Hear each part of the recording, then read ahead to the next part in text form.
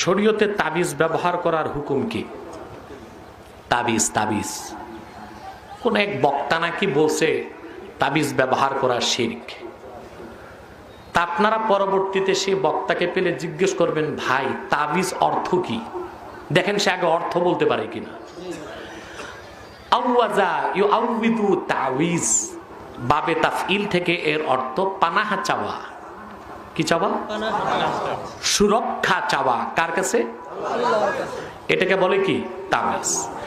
আপনি যদি আল্লাহর কালামকে লিখে শরীরে রাখেন, বুঝলেন, এটা তাবিজ।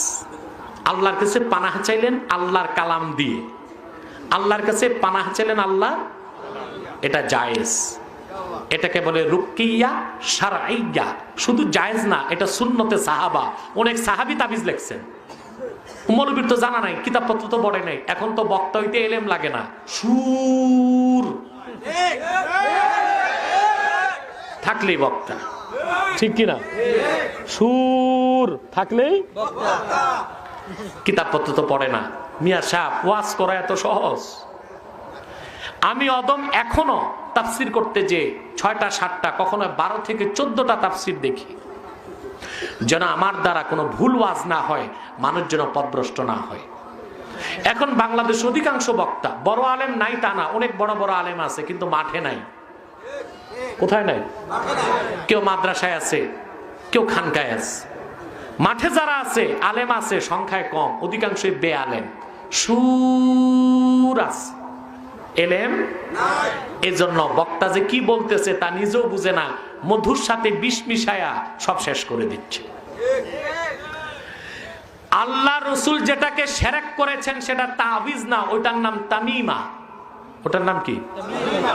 একটা দুইটা বেটা, অসংখ্য হাদিস এসেছে, রাসূলুল্লাহ বলেছেন মান আল্লাকা তামিমাতান ফাকাদ আশরাক।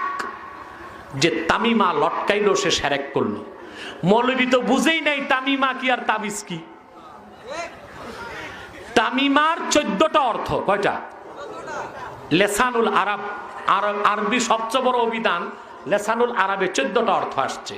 আমি কয়েকটা অর্থ বলে দিই, কথা বলে না।